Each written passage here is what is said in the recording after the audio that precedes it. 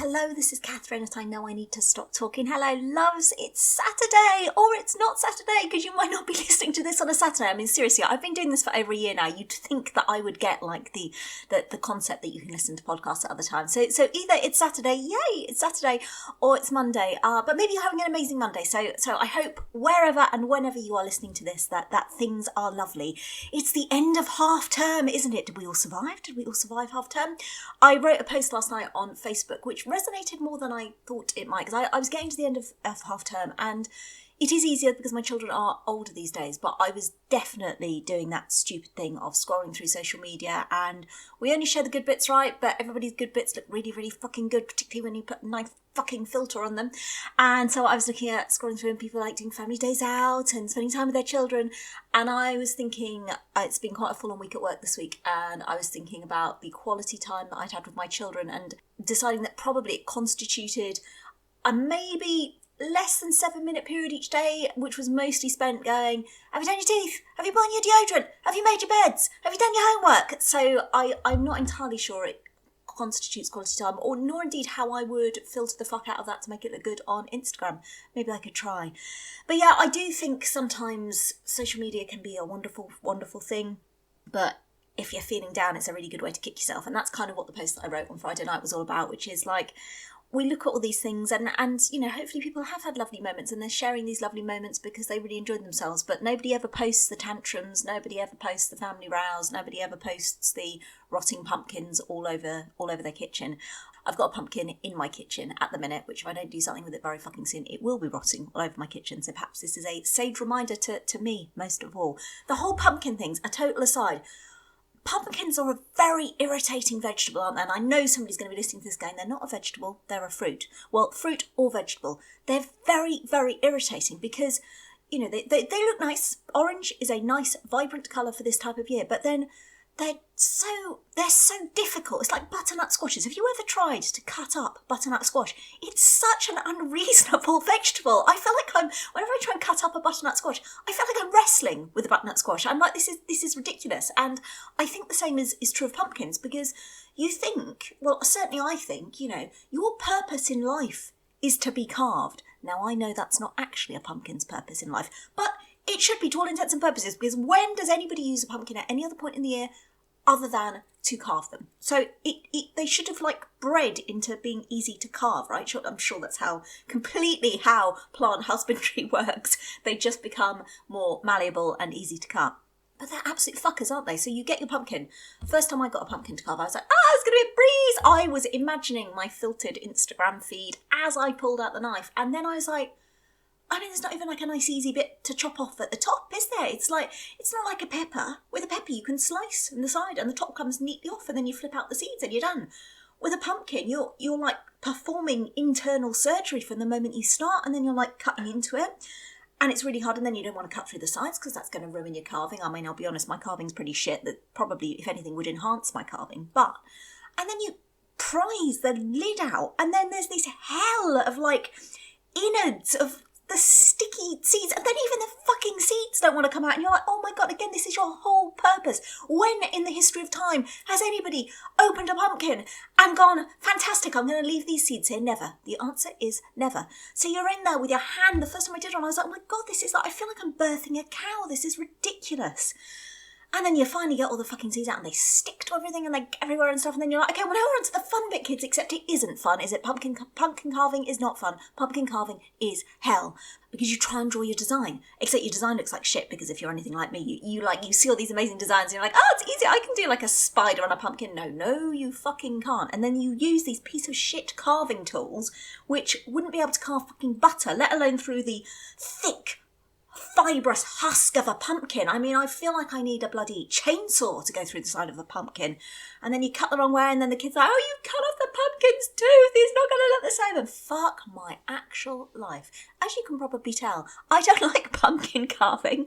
I don't even know how we got onto that. But yeah, after this, I've got a pumpkin to carve. Fucking what a day, what a treat. But no, the kids I'm sure will love it. Actually, I'm not even sure the kids are that bothered, because I did the thing of getting pumpkins. Look, darlings, we're going to carve pumpkins. And Jerry was like, I'm going to watch YouTube. And I was like, look, both, we're going to carve pumpkins. She was like, will you do it for me? So maybe the novelty's worn off, and I won't have to do fucking pumpkins next year. Yes, let's hope that. But if you are carving pumpkins, I hope you enjoy them. Clearly, far more than I've enjoyed the experience. I didn't realise I had so much pumpkin carving aggression built up inside me. Wow, something has years of trying to carve pumpkins will do that for you. Anyway, all I'm trying to say is, if you have finished half term feeling a bit like fucking hell, all these other people are doing amazing things with their kids and their families and I've done fuck all. A, you're not alone. I've done fuck all with my kids and family too. And B, they're showing you like the match of the day style highlights package. They're not showing the full picture. And let's be honest, we're all just doing the best that we fucking can. And if we've all made it through the week, everybody's fed, everybody's washed, or not even washed, but at least not at the point when public health need to be called out, I think we can all take that as a categoric win. So yay us. But yeah, it is, half-term definitely changes, holidays definitely change when your kids become teenagers. And obviously I've got Jamie as a teenager. Beth's not a teenager yet, but she's always been advanced for her age, and she is definitely advancing headlong into teenage years. And to be fair, probably has been doing that since she was about 5. Yeah, definitely hitting the teenage years. So kind of we've gone from sort of like the early rises. We had to get up early this morning. I was taking Beth to, she didn't have a match this morning. We went to see her friend play football. Trying to get Beth out of bed early in the morning when it's dark and it's raining on a Saturday and she's not playing was challenging.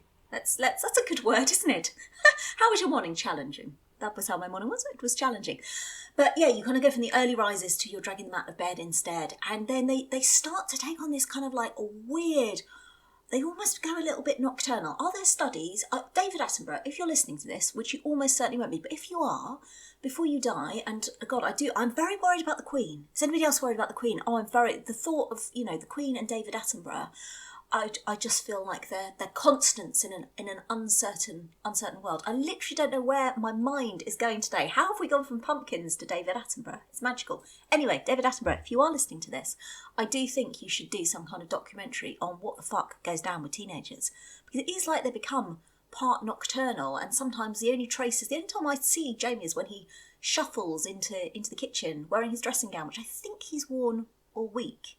He, post-COVID, still has no sense of smell, which is probably advantageous for this kind of situation.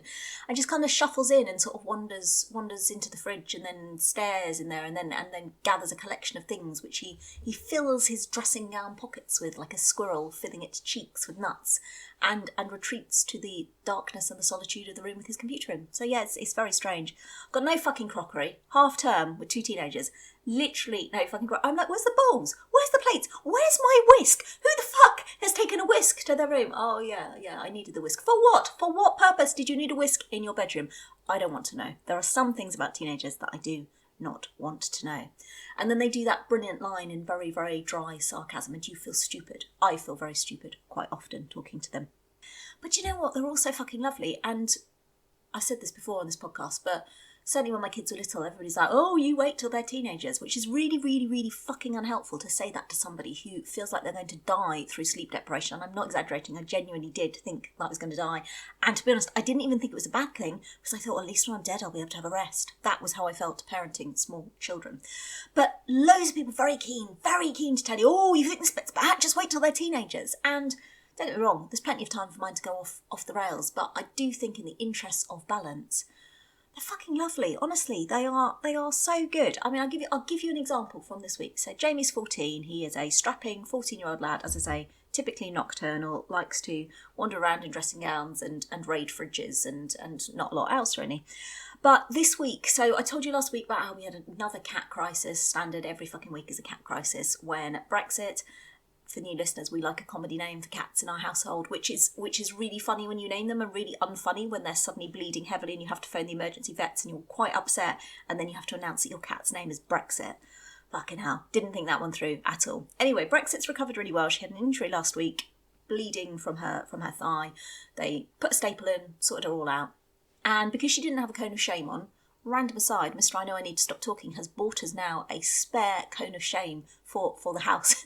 And if anything was going to encourage the cats not to get injured, I think it is this cone of shame, because basically it's designed to make them look like they're dressed up as bumblebees. It's fucking funny. It's very fucking funny. Beth's managed to get it on Brexit, who is the most docile and agreeable of the cats, Beth sort of showed it to ASAP. Looked at her. If cats could put 2 fingers up to you, that's completely what ASAP would have done right then. So yeah, hopefully that will convince them that they don't want the cone of shame.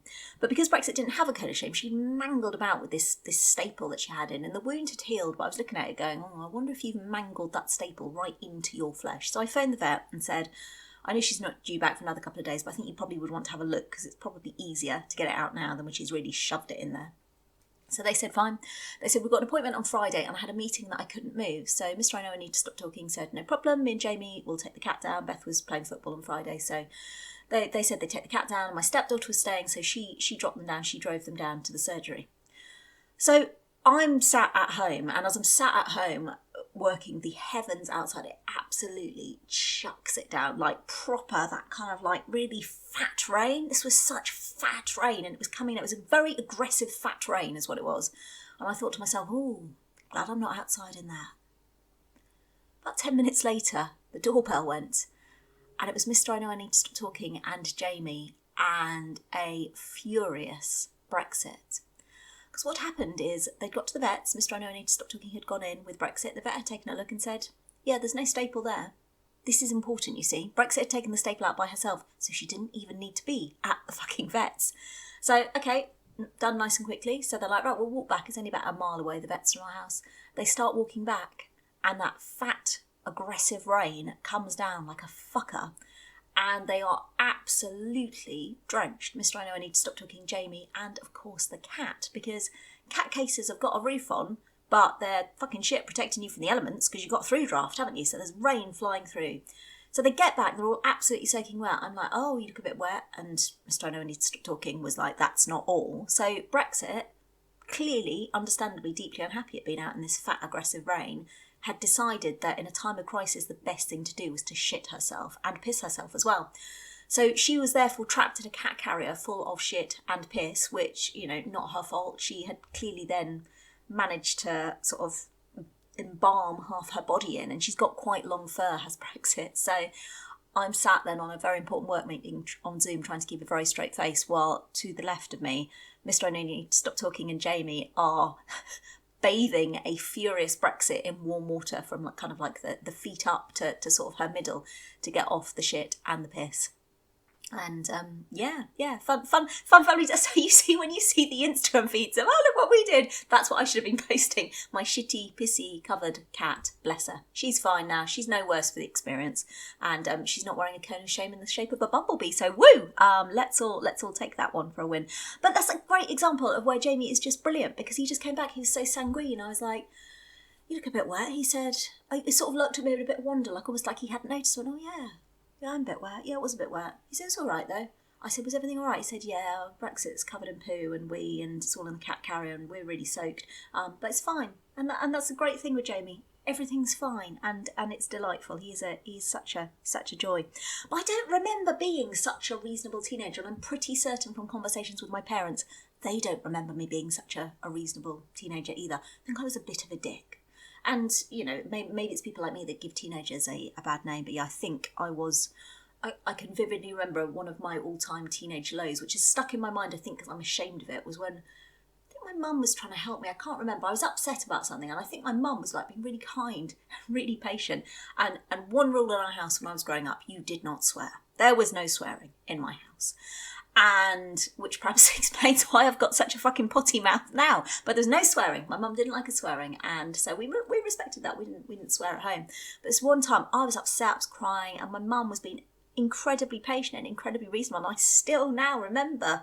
I'm so sorry, Mummy. I still remember this really vividly. Like, I'm ashamed of it. I remember turning around to her on the stairs, turning around and screaming in her face, "Fuck off!" And yeah, I feel terrible. I don't even remember what it was about, but I was so angry. I remember feeling very angry a lot of the time as a teenager. I left home. That was the other thing I did when I was a teenager. How eminently reasonable. This nice house with lovely parents and, you know, meals and a nice room and your washing done for you. And I was such an entitled twat that I left home. And I can remember why I left home. So I would have been at sixth form college at this point. And it was a Sunday evening, and we tended to like make our own dinners on a Sunday evening. So I'd made myself a bowl of pasta. I can remember this really vividly. And then back then, because we didn't have 5,000 screen devices each, back then we had one landline computer. Do you remember those days when you used to have to, like, if you were on the computer, you couldn't use the phone at the same time? Can you imagine now if you could only use one electronic device at a time in your household? I mean, my kids would implode, right? They don't really believe me when I tell them that's what it was like. It's kind of the equivalent of going, did you live in a cave? Did you write on slates? No, kids, but we did have to wait for the modem to dial up. Remember that modem sound? It didn't sound anything like that. So if you were hoping for a good impression of a modem sound, that's not it. But yeah, so I've made my pasta and I'd taken it upstairs to go and sit down at the computer, which was in the spare bedroom. And my mum came upstairs and said, you need to come and eat that downstairs. And she asked me nicely. It wasn't an unreasonable request. And I kind of, truculent as a teenager, went, why? Why do I have to do that? She said, because we don't have food upstairs. Which, looking at the hellhole of my kids' gaming room now, where they have their computers and the fucking festering, I don't even know what. All I can say is my mum was a very, very, very wise lady. And I lost my shit. I completely lost my shit over a bowl of fucking pasta, honestly. What a dick. But at that point, it felt like the end of the world. And I can still remember storming downstairs with my pasta. I suspect I'll probably announce, oh, we're not going to eat this anyway. And then I stormed upstairs and I phoned a friend of mine who, this was like, at sixth form, this was the perfect setup. So his parents were both foreign language tutors. And so they both had regular periods of the year when they were teaching abroad. So he was just left with this massive house to rock up. And to be honest, at that time, I assumed it was normal. I've been very, very sorely disappointed ever since that's not just standard for, kind of teenagers to just have this huge 4-bedroom house in the middle of the city where we were at college. So I phoned him up and I said, can I come and stay with you? And he's like, yeah, of course, fine, no problem. So I did. I packed about, honestly, what a fucking entitled dick. I packed a bag and I went and said to my parents, I said, right, I'm leaving this week. I'm moving out. I'm going to stay somewhere else.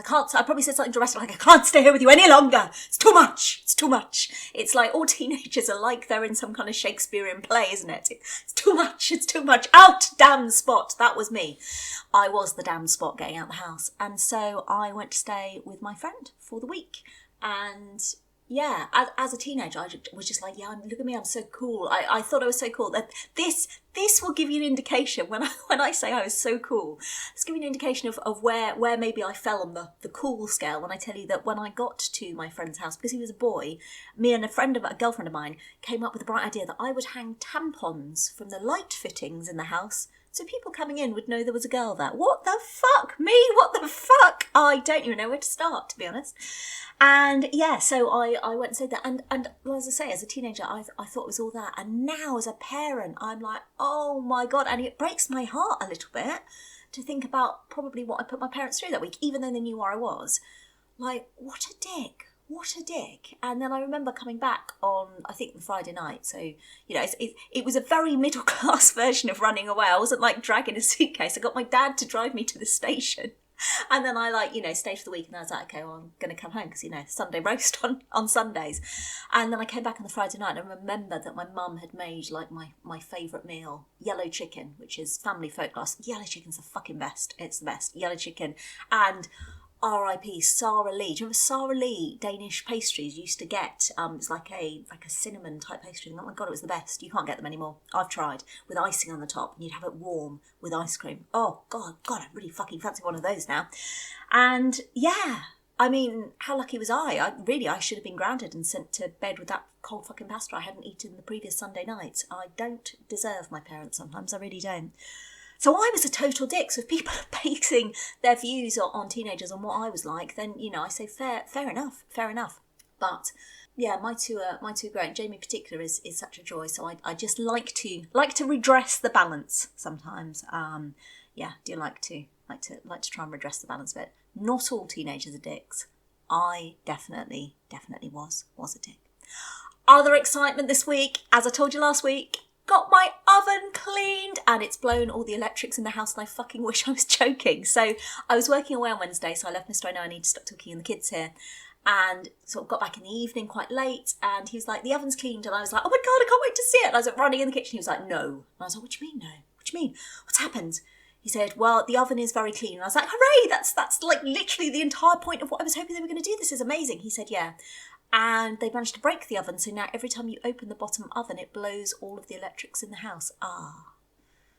which wasn't entirely the desired outcome I was hoping for. And to be fair to the guy who'd come to do it, apparently he spent an extra 2 hours trying to work it out, but to no avail. So I'm lucky, I've got 2 ovens. One oven's beautiful and clean and I can use it. The other oven is almost certainly also clean and beautiful, but I can't tell because I can't open the door, because apparently opening the door blows the electric. So basically what I've decided to do is ignore it as a problem until Monday, when everybody else has gone back to school and to work, and then it's only me reliant on the electricity, and then I'll try and suss it out then and probably make the situation even worse. The only trouble with having your oven professionally cleaned, and it is absolutely brilliant, and I wish I'd fucking done it years ago because my oven was an embarrassment, is then it really shows up all of your oven accessories. Do you have oven accessories? Well, let's call them oven accessories, but like your baking trays and stuff. So I've got this one baking tray grill pan thing which just looks like someone shat on it a bit. I don't think anybody has shat on it, but that is nevertheless the overall effect. So I'm now really determined, because I've had the professionals in to do the oven. I'm like, well, no, this must just need a bit of elbow grease. I mean, I think probably it needs a sandblaster, but I'm like on a one-woman mission. I'm like, no, we'll get this clean. It is going to look lovely. I won't be ashamed of my oven accessories anymore. So for anybody wondering, am I going to have a wild Saturday night? Yes, I am. I'm going to spend it using my elbow grease to try and get the shitty oven accessory looking slightly less shitty. It's good to have goals, isn't it? Good to have goals. We went to the dentist this week. Long-time blog readers will remember the days when, like, going to the dentist, because obviously Beth licked the dentist. Mum, when the dentist's hand was in my mouth, I was licking his glove. Good, marvellous, excellent. We must leave the world, probably, because that is very embarrassing. And then our dentist left. Actual, true story. They phoned up and said, dentist has left. And I said, oh. And they said, yeah, left the country. Now, I can't prove it was linked to Beth licking him. But yeah, so we went to the dentist and it was spectacularly normal. And I'm not going to lie, I always feel a little bit disappointed when we have a normal dentist visit. It's just, I mean, Jamie loves the dentist because he's got brilliant teeth. He's very good. He really looks after them. Doesn't drink fizzy drinks, doesn't eat loads of sweets. So he always gets a gold star, and Beth is unused to her brother excelling at anything more than she does. So she's then kind of slightly scathing. But her teeth passed muster as well. That was good. But then, even though I know that the kids are much older these days, so they're unlikely to do a repeat of that time that they then, when I was lying there, decided to pretend that they smoked. And Jamie, who would have been about, 8 at the time, was like, oh yeah, Dad gave me some cigarettes and I've taken them to school because I'm going to sell them. What the fuck? Nobody in our family even smokes. What the fuck? And then they started talking about how they were made to sleep in the bathroom with all the chemicals that Mum made them eat. What the fuck? So I think perhaps because of that incident, I'm always a little bit nervous when I lie back in the dentist chair and you've got your mouth open and you feel very vulnerable, not because of what the dentist is doing, but because of the fact that if your kids decide to come out with some shit like that, there's fuck all you can do about it. I did think that I got away with it this time, and, we all got a clean bill of health and trotted off, and I was like, brilliant, well done, everybody. And then later on, scrolling through Beth's phone, I found that she'd taken the world's most unflattering photograph of me lying in the dentist chair and sent it to all her mates. Yay, marvellous. That is just what I wanted. Fucking hell. So yeah, that was exciting. Bought a new dress for something very exciting that I can't tell you about yet. Sorry, I hate people. I know it's a dick move, isn't it? But I do just want to tell you about the dress because it's beautiful. Very exciting. And I will tell you about the exciting thing in 2 weeks' time. Maybe 1 week time. Anyway, next 2 weeks, you'll know about it. So I'm not being a dick unnecessarily, I promise. But it's very exciting. But I bought a new dress. I bought a new dress off eBay. I do try and buy stuff like really nice dresses off eBay and get them secondhand because I think I'm probably not going to wear this frequently to do the Tesco shop. So I try to buy secondhand where I can. And it turned up today. It was beautiful, absolutely beautiful. It's probably well over 100 quid new. I got it for £20. I love a bargain. I arrived and I was like, oh, this is amazing. I'm going to put it on. And it was the right size and I put it over my head and I got fucking stuck in it. And I just think I'm 40 years old. Why the fuck am I still getting trapped in clothing? And it's not because it wasn't the right size. It was one of these dresses because it's like nice quality. I think I'm not used to having these nice quality things. It's got like a special lining. Do you know what I mean? Where you've got like the dress and then there's it's like a lining thing. Is it like a slip? Does slips still exist? Random aside. My mum used to wear slips. Maybe she still does. I don't know. But slips were a thing, right? But I don't know anybody of my generation who wears slips. Are slips a thing? Not a thing? Please advise. Anyway, this isn't a slip, but it's like a slip. It goes underneath the outside of the material. Well, it got fucking ruched up around my nipples, didn't it? So I'm in this dress, trapped. And you all know the feeling, right? You're trapped in a dress or an item of clothing and you know logically that you absolutely will be able to get out of that item of clothing. But at the time, blind fucking panic sets in. So I literally, I was in this dress, staggered through to the living room where Mr. I Know I Need to Stop Talking was, with my arms up around my ears and this dress over my face. I'm stuck. And he's like, what are you doing? As this mad woman with a dress over her head and her knickers out comes running into the room. And so I had to get him to pull it back over my head like I was a toddler, which was really, really the look that I was getting. In my head, I was like, I'm going to be this really glamorous lady in this evening dress. No, I was a toddler having to be extracted from their clothing by the proper adult in the room. I mean, when do I get better at this adulting stuff? I was going to say we, but you're probably all much more competent than me. It's fucking ridiculous. Anyway, it's a beautiful dress. I absolutely love it. I'm very excited about the thing which is going to require me to wear it. So watch this space. I promise I will tell you very soon. So back to school this week. Teeth, hair, shoes. I'm going to practice that already. Actually, these days it's probably just get up is probably more my refrain these days. Jamie's got exams this week, which is like, wow, kick a kid when he's down, back from school after half term, and then you've got exams.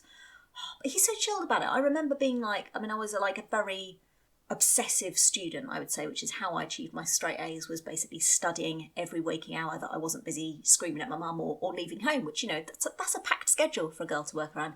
Jamie's very chilled. Some might say too chilled, but he has, he's done some revision this week, so we'll see. I tell you what, for those of you whose kids are younger and you're stuck in the fronted adverbial hell, which thankfully does go away, and there will come a point where fronted adverbials no longer feature so loudly in your life. Hooray! There comes a point where if there's a subject that you loved at school, and for me it's maths, I love maths. Maths just makes sense because it's either right or it's wrong. And there's no, it might be right or wrong, or this person thinks it's right, or it could be right or it might be wrong. It's just so beautifully simple. And so Jamie has an online website, which is where he does all his maths work and his maths revision. And so for half term, they were given 90, 100 questions that they had to work on as part of their maths revision. Oh my goodness. Now, to be really clear, if his teachers are listening, I did not do Jamie's work for him, but he did have to pull the laptop off me because basically occasionally he gets stuck. This is my best bit, when he gets stuck on maths and I know the answer and I can come in, and then I have to stop myself from just grabbing the laptop and putting in the answer because that's very satisfying, and I have to do the patient teaching bit. And I think this only works because Jamie is very patient. I do fear when it comes for the time for me to teach Beth algebra, there may not be enough gin in the world for that particular exercise. But Jamie's very sanguine. He's very, very chilled. But honestly, just sitting there and being able to explain to him about how if you add 3A and 3B, you can't simplify down that equation anymore. But if you multiply them, the A and the B come together, and it's just a beautiful... I fucking love algebra. I hope that heaven is a room just filled with past GCSE maths papers. That makes me sound so fucking tragic, but I love it. I find it so soothing. So yeah, maths. If you were to ask me what was the high point of your week, it may well be Jamie's maths revision. Oh, what a treat, what a treat.